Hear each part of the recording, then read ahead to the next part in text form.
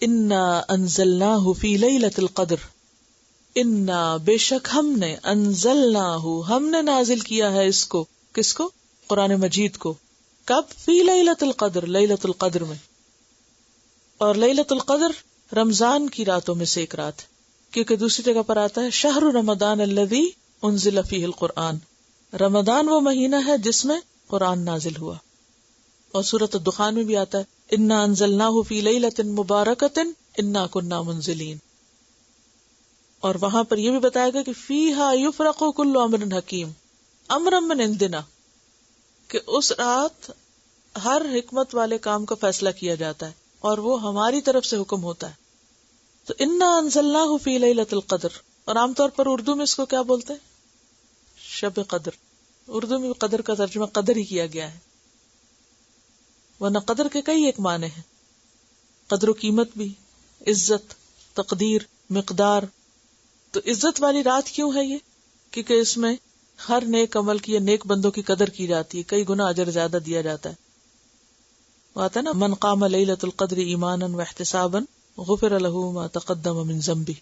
اور قدر یقدر، تقدیر کا کیا معنی ہوتا ہے؟ کسی معاملے کی تدبیر کرنا، اور تقدیر کے لیے بھی آتا ہے. ابن عباس کہتے ہیں کہ اس رات میں سال بھر کی آنے والی باتیں عالم بالا میں مقدر اور معین کی جاتی ہیں. کسی کا مرنا، بیمار ہونا، رزق کی فراخی، تنگی. اور پھر یہ بھی ہے کہ اس رات میں کثرت سے فرشتے زمین پر اترتے ہیں.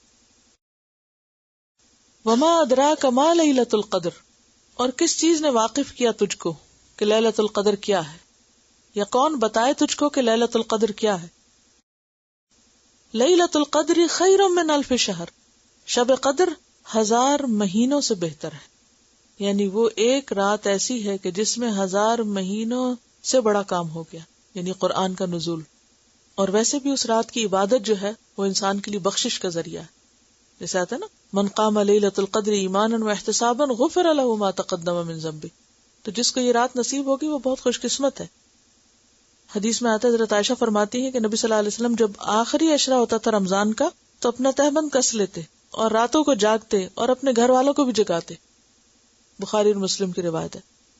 ایک اور حدیث میں آتا ہے کہ حضرت عائشہ فرماتی ہیں کہ نبی صلی اللہ علیہ وسلم آخری عشرے میں جتنا مجاہدہ کرتے کسی دوسرے وقت میں نہ کرتے، یعنی بہت زیادہ عبادت کرتے تھے. اور حضرت عائشہ نے پوچھا تھا نا کہ اگر کسی کو لیلۃ القدر نصیب ہو تو وہ کیا پڑھے، تو آپ نے کیا دعا بتائی تھی؟ اللہم انک عفو تحب العفو فاعف عنی. تنزل الملائکۃ، اترتے ہیں فرشتے.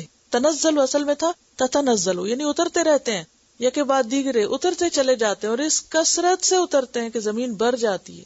فرشتوں کے لیے جگہ نہیں رہتی زمین پر، ساری زمین کو ڈھانپ لیتے ہیں. تنزل الملائکۃ والروح، اور روح بھی اترتے ہیں. روح سے مراد جبریل امین ہے. فیہا، اس میں، اور بعض نے کہا انسانوں کی روح ہے، لیکن ملائکہ کے ساتھ روح کا لفظ جب آتا ہے تو انسانوں کی روحیں نہیں بلکہ جبریل علیہ السلام ہی، کیونکہ ان کو روح امین بھی کہا جاتا ہے، روح القدس بھی کہا جاتا ہے. بِإِذْنِ رَبِّهِمْ، اپنے رب کے اذن کے ساتھ. من کل امر، من یہاں بے کے معنوں میں، یعنی بکل امر، ہر چیز کا فیصلہ لے کر، ہر چیز کا حکم لے کر، یعنی جو اگلے سال میں انسانوں کے مقدر ہوتا ہے اس کو لے کر اترتے ہیں. سلام، سلامت ہے، سلامتی ہی سلامتی، یا سلام ہی سلام ہے. ہی وہ کون؟ رات، یعنی رات سراسر سلامتی ہے. حتی مطلع الفجر، حتی کہ فجر طلوع ہو جائے، اور مطلع ظرف ہے، طلوع ہونے کی جگہ یا طلوع ہونے کا وقت. سلام ہی حتی مطلع الفجر، یعنی اس رات میں اتنے فرشتے اترتے ہیں، اتنی رحمت، اتنی خیر اور اتنی برکت اترتی ہے کہ ساری رات اس کا سلسلہ چلتا رہتا ہے. کوئی رات کے پہلے حصے میں جاگے، کوئی آخری حصے میں، کوئی پوری رات، جیسا بھی کسی کو توفیق ہو، جتنے بھی وہ خزانے سمیٹ سکے.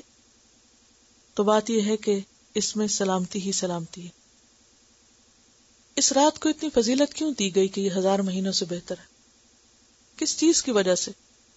قرآن کی وجہ سے.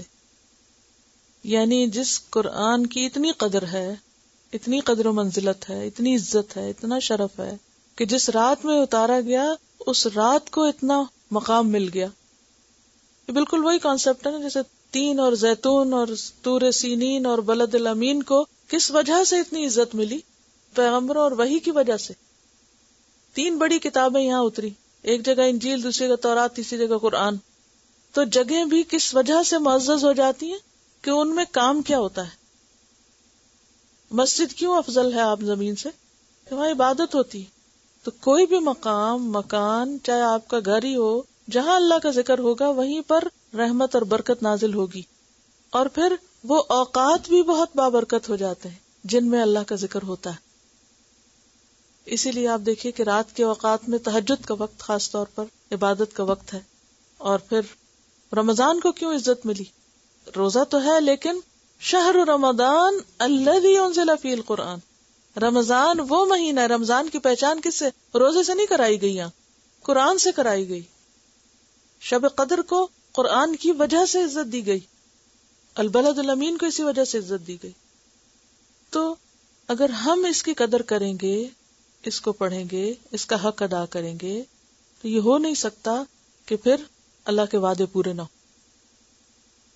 اتنا کچھ جاننے کے باوجود پھر بھی افسوس سے کہنا پڑتا ہے کہ بہت سے لوگ اس نعمت سے غافل ہیں، اس سے محروم ہیں، اس کی قدر نہیں کرتے، اس کی طرف توجہ نہیں دیتے، اس کو اہمیت نہیں دیتے.